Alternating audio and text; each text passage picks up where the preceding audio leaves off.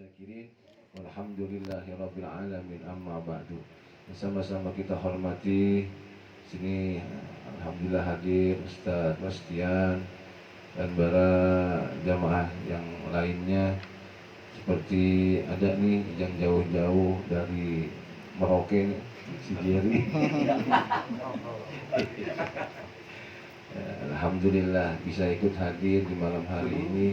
Mudah-mudahan kita semua di malam hari ini mendapatkan kucuran keberkahan dan rahmat dari Allah Subhanahu wa taala. Amin. Dan mudah-mudahan senantiasa selalu kita mendapatkan bimbingan Tuhan, taufik hidayah dari Allah Subhanahu wa taala, sehingga langkah hidup kita di dunia sampai akhirat kelak nanti mendapatkan kemudahan atau mati dalam keadaan husnul khatimah. Amin ya rabbal alamin. Salawat teriring salam selalu tercurahkan kepada baginda Nabi besar Muhammad sallallahu alaihi wasallam serta keluarga, sahabat dan para pengikutnya atau umatnya. Mudah-mudahan kita sebagai umatnya kelak nanti mendapatkan bimbingan, mendapatkan naungan atau mendapatkan syafaat dari baginda Nabi besar Muhammad sallallahu alaihi wasallam. Kita lanjutkan sebelum kita berzikir, tahlil, tahmid dan sholawat pada baginda Nabi besar Muhammad sallallahu alaihi wasallam. Kemarin kita masuk dalam manfaat berwudu.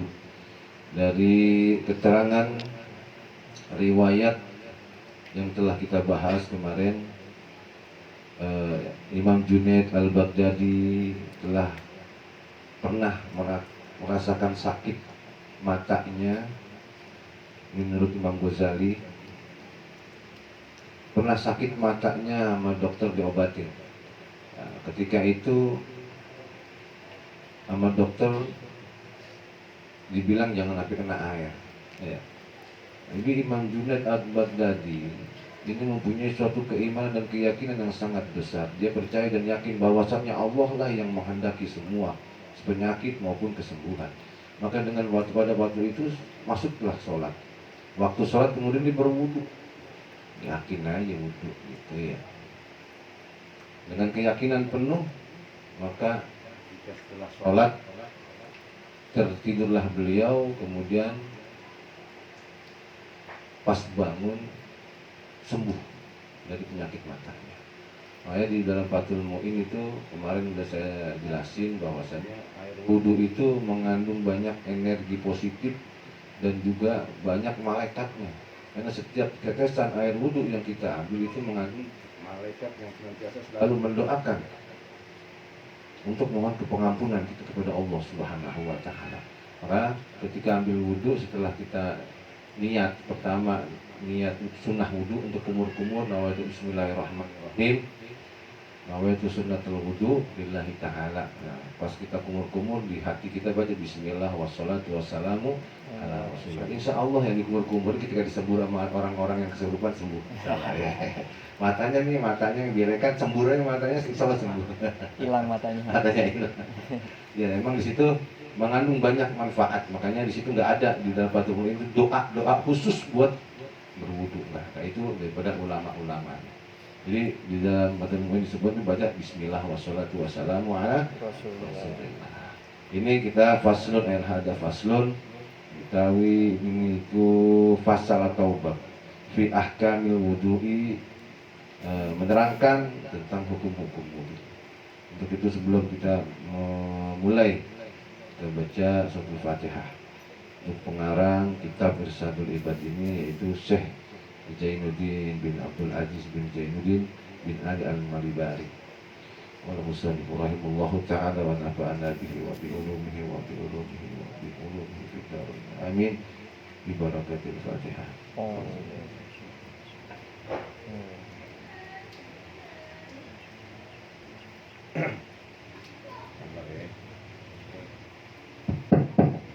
Sabar, kita ngaji dulu. Bismillahirrahmanirrahim. Faslun, ada faslun, ini pasal atau bab fi ahkamil wudu'i, menerangkan tentang hukum-hukum berwudu. Surutuhu, syarat-syarat wudu itu ma'un mutlakun, itu ialah air yang mutlak.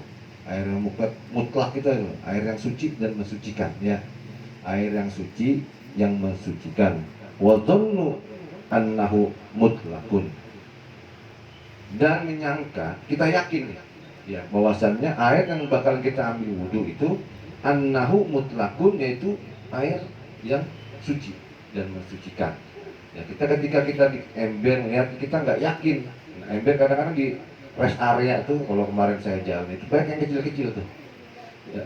Jadi orang berak, cebok, kencing itu pasti kebanceretan. Nah itu kalau saya itu nggak yakin. Nah di situ keyakinan nggak yakin untuk bisa berwudu itu mensucikan. Kecuali air yang ngucur terus dari keran. Ya, karena apa? Kalau air ngucur dia berarti ngambil dari toren. Nah toren itu biasanya lebih daripada 2 kulah. Nah itu, jadi masih suci, jadinya boleh. Kecuali kalau misalnya air keran yang dimatiin, nah itu nggak bisa untuk ngambil wudu, ya, karena embernya kecil. Yang pertama itu tadi kita syarat-syarat daripada berwudu, yaitu air yang suci dan kita menyangka dan kita yakin air itu suci, ya. Nih, anak-anak perlu nih, jangan sembarangan ya. Air kadang-kadang di sumur, di ember lebar emang. Tapi air kucur di bawah, kadang kencing sama di boker itu ngambilnya diciduk di bawah. Nah ini yang khawatirnya, dan najis ya. Apalagi air yang ngalir. Tuh. Itu yang pertama. Yang kedua, wa islamun, dan Islam. Jadi orang Islam. Jadi kalau bukan orang Islam nggak bisa ngambil wudhu, ya. Ini kan orang Nasrani nih, dia orang Yahudi, nah, nggak bisa ngambil wudhu dia. Paling dia cuci muka. Kalau di kereta itu dulu kapan? Kolonyet, kalau nggak beli lu monyet katanya. Jadi dulu itu, sekarang mah kolonyet nggak ada udah. Dulu di zaman kereta waktu saya mau pulang pondok, balik pondok itu ada gitu. Kolonyet, kalau nggak beli kalau kayak monyet, sadis lu kan enggak. Watam yizun, dan berakal. Jadi ya bisa dia membedakan mana yang baik, mana yang buruk. Ya, dia baru bisa dikatakan dia berwudu, berakal. Nah, kalau orang gila, model-model kayak mungkin lagi setengah jadab kayak bandeng, nggak boleh itu, nggak sah wudunya. Yang orang gila nggak boleh. Itu bagian dari wudu, kayak wudu nggak boleh. Bersuci gitu, nggak bisa. Wa ilmu fardiyatihi, dan mengetahui daripada keparduannya wudu.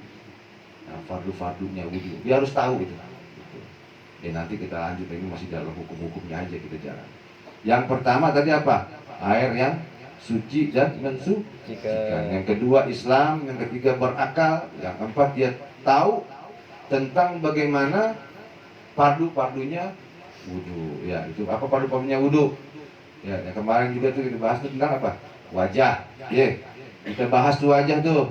Kita pertama niat mengusap wajah, ya.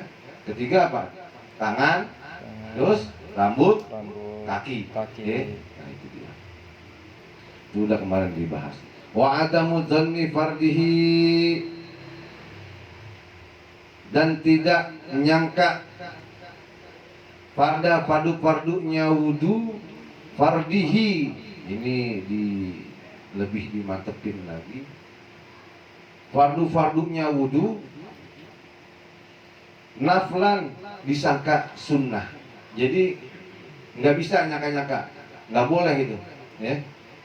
Fardunya wudu dikata sunnahnya wudu, ya. Jadi kalau kumur itu bukan fardu, tapi sunnah, ya. Nganuin hidung itu sunnah, ya. Cuci tangan itu sunnah, kuping ini itu sunnah. Itu bukan wajibnya wudu. Itu nggak boleh dikatakan wajib wudu. Sunnah ya sunnah, wajib. Wadamu hailin, wadamu hailin, dan tidak ada yang menghalang-halang. Jadi nggak ada yang menghalang-halang itu. Wala mughayyirin lil ma'i, dan tidak ada orang yang tidak ada yang merubah keadaan air. Jadi nggak ada yang bisa, yang itu nggak boleh merubah keadaan air. Dan nanti ada sepertinya. alal udwi, ke atas anggota wudu, seperti kawasin tahta zufrin, seperti kotoran di bawah kuku. Tuh. Yang pertama, wa kaza'farona, dan seperti minyak jafaron, wa sondala, dan kayu cendana, wa jaryul ma'i alaihi, dan mengalirkan air ke atas anggota. Jadi ini nggak boleh. Ini yang nggak boleh kedua. Yang pertama tadi yang wajib dikata sunnah, yang sunnah dikata wajib. Nah, yang kedua ini merubah air wudhu, merubah keadaan air seperti apa, dari kotoran kuku, ya. Minyak japaron, dulu tuh minyak japaron yang buat apa sih namanya, buat ngerajah, nulis-nulis jimat, ya, itu minyak japaron. Dan minyak cendana itu kalau udah berubah airnya, kena airnya itu nggak boleh. Paham kan ya? Itu dialun ke tubuh nih. Makanya kalau apa-apa mau dibersihin dulu ininya nih, mau wudhu nih, kukunya itu bersihin. Kalau ada minyak di tangan sini, dibersihin dulu. Jangan merubah air nantinya. Dibersihin dulu. Makanya sunnahnya itu dibersihin dulu.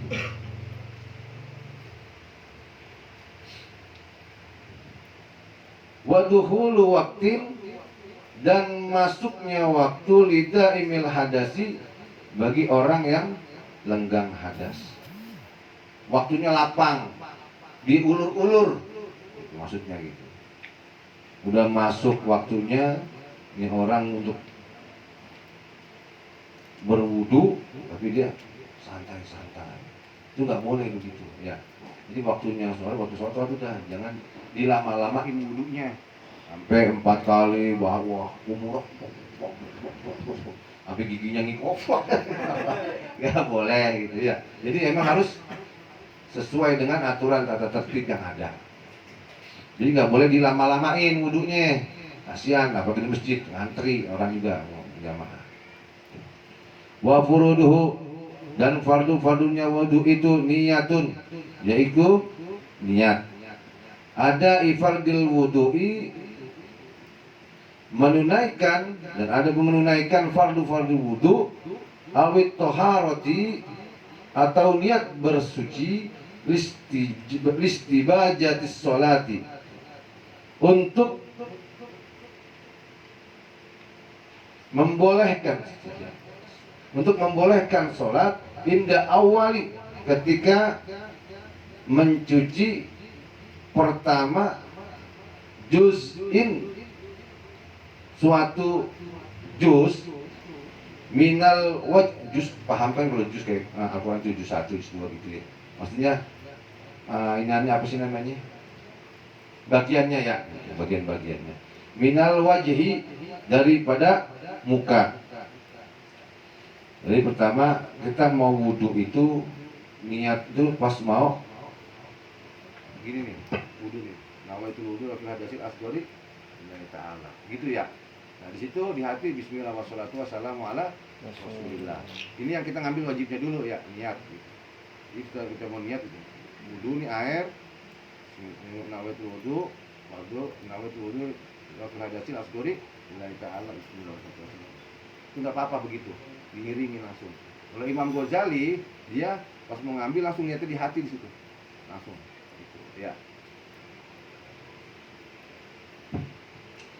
Wa ghusl wajhi, dan mencucikan muka, membasuh muka, wal yadaini, dan dua tangan, ma'al mirfaqaini, sampai kedua siku, wa mashu ba'di ra'si, dan menyapu, mengusap. Ya. Jadi enggak diusap ya, diusap. Ini karena sering gitu tuh, cek. Unduh jangan cek gitu, enggak diusap, ya. Nah, itu diusap. Jadi kalau ini rambut, kalau Imam Syafi'i 7 helai rambut udah sah, ya. Tapi alangkah bagusnya semuanya, kalau mau sempurna mau dibagusin semuanya tuh. Itu, ya. Minimal kalau Imam Syafi'i ini 7 rambut, 7 rambut selai rambut itu udah sah. Tapi kalau Imam Hanafi, Imam Maliki, Imam Ahmad bin Hambal, ya sah sholatnya itu dah, wudunya nggak sah, ya. Tapi nggak apa-apa, perbedaan itu minimal Imam Syafi'i nggak apa-apa. Makanya dibilang itu besok di akhirat ketika kita kumpul di padang mahsyar, ya, itu umatnya Rasulullah itu nyala, ada cahayanya, ya. Makanya kalau kita, ya emang yang lihat cahayanya apa? Muka, wajah dan palanya, rambutnya itu dari apa? Dari wudu, ya. Yang sering wudu tuh, yang jaga wudu, sholat paling minimal banget 5 waktu kita wudu, ya. Itu nanti di akhirat, nanti pada masa terlihat tuh, oh, umatku itu dikenal sama Nabi. Karena apa? Bercahaya. Bercahaya dari wudunya. Wah, kalau wudunya dari kecil sampai gede, cuma incipit-incipitnya kayak kunang-kunang, incip-incip. Ini pada masa siapa ini? Kayak kunang-kunang, ini kan yang wudunya dikit-dikit ya, jangan pelit kalau masa sempurnain. Begituin ya, caranya begini, nih, ambil, nih, loh, gitu ya. Bercahaya. Makanya jangankan di akhirat, di dunia aja mukanya enak nih, walaupun hitam bercahaya menjikat-jikat. Jadi kalau ibarat kata cat, bukan cat dop tuh, ya enggak. Jilat-jilat tereng. Wa ghuslul rijlaini, dan membasuh kedua kaki, ma'al ka'baini, bersamaan dengan sampai mana? Sampai mata kaki. Oh, jauh-jauh datang juga. Bagus deh.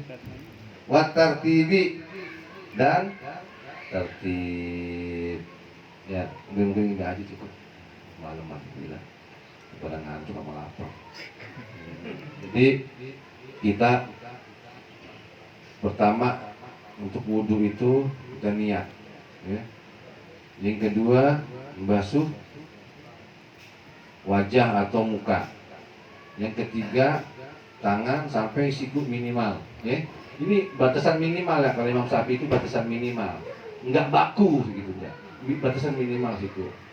Lebih banyak, ya, lebih agak banyak banget, tapi jangan sampai sini nih, jangan.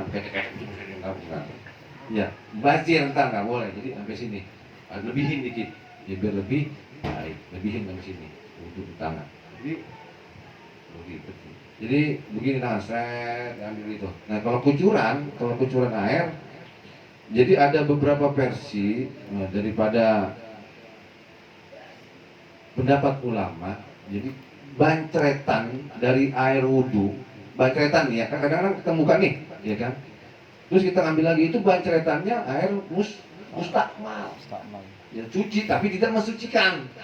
Nah itu, ini mesti hati-hati dah, gitu. Jadi mesti lama kita lihatin dulu. Jadi setelah tarik tangan kedua siku, kemudian rambut diusap, ya, jangan dicek-cekin doang, ya. Ini rambut nih, ambil dulu jangan cek, nggak gitu, diusap, ya. Ini udah tahu ilmunya nih. Syukur kita bisa sampai banyak.